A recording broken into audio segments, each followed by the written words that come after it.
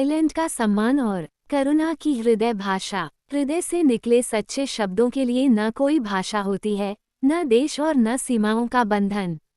भाषाएं अनेक हो सकती हैं, पर भाव एक ही होता है।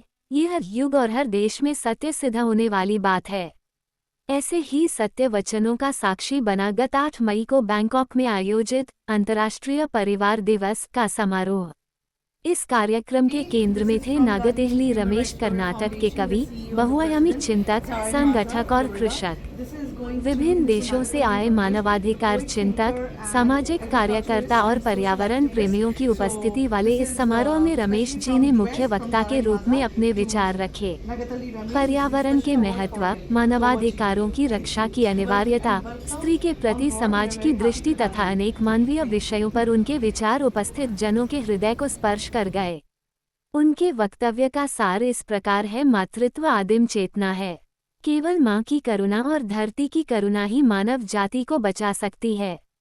स्त्री केवल एक शारीरिक अस्तित्व नहीं, बल्कि भावनात्मक और सह अस्तित्व की ऊर्जा है। स्त्री में हृदय प्रकाशित होता है, वह भीतर की ज्योति है।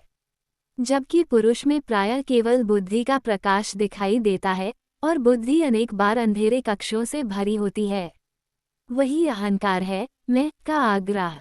इस प्रसंग में मुझे जलालुद्दीन रूमी की एक उक्ति स्मरण होती है: मैं आया हूँ, द्वार खोलो। ऐसा कहने पर द्वार नहीं खुलता, पर जब कहा जाता है क्या तुम हो, तब द्वार खुल जाता है।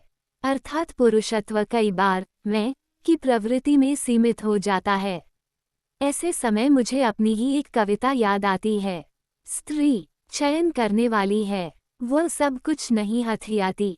पुरुष जो कुछ पा जाए, उसे भोग लेने को आतुर रहता है। उस चंचल लालसा के कारण सभ्यताएं उठी और डूब गईं। उन सबके बीच बैठी स्त्री, पुरुष के भ्रम, स्वप्न और सिद्धांतों को अपने निर्वाण में सांत्वना देती हुई, उसका हाथ थामकर एक सभ्यता से दूसरी सभ्यता तक ले जाती है।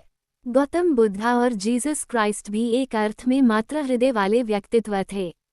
इसलिए आज मानवता को बुद्ध और यीशु की करुणामय चिंतनधारा की आवश्यकता है, विशेषकर तब जब संसार युद्ध की विभीषिका में डूबा हुआ है। आज शांति, प्रेम, करुणा और सहिष्णुता का संदेश देने वाले सैकड़ों बुद्ध और यीशु समान संवादों की आवश्यकता है। आज हमें ये भी समझना होगा कि युद्धों का सबसे अधिक शिकार स्त्रियां और बच्चे बनते हैं। जब हम मातृत्व की दृष्टि खो देते हैं, तभी ऐसी त्रासदियां जन्म लेती हैं। युद्ध केवल मानव जाति के लिए ही नहीं, समस्त जीव जगत के लिए भी विनाशकारी है। वृक्ष, नदियां, पशु पक्षी सब इस अग्नि में झुलस रहे हैं। फिर भी प्रकृति सब कुछ क्षमा करते हुए आगे बढ़ती रहती है। नदी बहती रही, मार्ग में आए पर्वतों को चीरती हुई, पत्थर, कांटे, कीट पतंग और फेंके गए कांच के टुकड़ों को अपने साथ बहाती हुई उस लाल पड़ी नदी का बिखरा हुआ शरीर किसने देखा? उसकी गहराइयों में तैरती मछलियों के आंसू किसने देखे? यहाँ उपस्थित अनेक देशों के प्रतिनिधि अंततः मनुष्य ही हैं। ये अंतर्राष्ट्रीय परिवार दिवस समस्त विश्व और समस्त मानव समुदाय का प्रतिनिधित्व करने वाला आयोजन है। यहाँ कोई देश, भाषा या सीमा नहीं है, हम सब एक ही परिवार के सदस्य हैं। ऐसे अवसर पर भारत की एक प्राचीन उक्ति स्मरण होती है: वसुधैव कुटुम्बकम, अर्थात पृथ्वी पर रहने वाले सभी जीव एक ही परिवार के सदस्य हैं। ये भाषा, धर्म, संस्कृति और राष्ट्र की सीमाओं से परे मानव एकता का संदेश देती है। इसी प्रकार भारत की एक और प्रार्थना है: सवे जनाः सुखिनो भवन्तु, अर्थात संसार के सभी लोग सुखी हों। इसलिए यहाँ उपस्थित चाहे पाकिस्तान के लोग हों, बांग्लादेश के हों या किसी अन्य देश के, हम सब एक हैं। यह एक वैश्विक सम्मेलन है, इसलिए इस संदर्भ में एक और बात कहना उचित होगा। जैसे जैसे सभ्यता विशाल होती जा रही है, वैसे वैसे मनुष्य भीतर से छोटा होता जा रहा है। हम विशाल चीजों को देखने में इतने व्यस्त हैं कि सूक्ष्म को भूलते जा रहे हैं। इसलिए आज आवश्यकता है उस विराटता की जो प्रत्येक कण को पहचान सके। चींटी की आंखों में हाथी दिखाई दे सकता है, पर क्या हाथी की आंखों में चींटी दिखाई देती है? चींटी की आंखों में हजारों हाथी दौड़ते हैं। हमें इसी सूक्ष्मता को खोजने की आवश्यकता है। जहाँ तक थाईलैंड का प्रश्न है, बुद्ध की आराधना करने वाली इस भूमि के प्रति मेरे मन में विशेष प्रेम है। क्योंकि प्रेम ही बुद्ध है, और बुद्ध ही करुणा का नाम है। इसलिए मैं इस देश को एक प्रकार से थाईलैंड कहना चाहूँगा। कन्नड़ भाषा में ताई का अर्थ होता है माँ।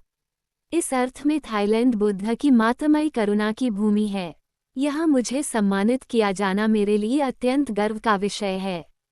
विश्व के प्रमुख पर्यटन स्थलों में गिने जाने वाले थाईलैंड को केवल मनोरंजन और भोग विलास की भूमि के रूप में नहीं, बल्कि एक महान आध्यात्मिक धरा के रूप में भी प्रतिष्ठा प्राप्त हो, यही मेरी कामना है। Empower global academy, youth for human rights international, ladies Ghana तथा श्रीलंका ह्यूमन राइट्स काउंसिल के संयुक्त तत्वावधान में आयोजित इस समारोह में नागतिहली रमेश जी को विशेष सम्मान से विभूषित किया गया। ये समस्त कन्नड़ समुदाय के लिए गौरव का विषय है। Today we are going to celebrate United Nations International Families Day. First of all, I want to say that women nothing but nature.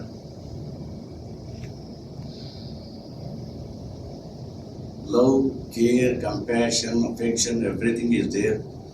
You see, look at me in my thing, two eyes, whether the Buddha or Jesus, love, care, compassion. Their motherhood is very important. Nature means woman. So we have to give respect. Where we are going to give respect to the woman, whether the family or nation or the world is going to shine there. That's why we are in Indian tradition, Vasudhaiva Kutumbam. We are all one family, one nation, one world. We are till today we have men, we have lot of prejudice. We are going to give speech or teach or advise on more and more. Just as a man, I'm going to tell you, just stop it. Just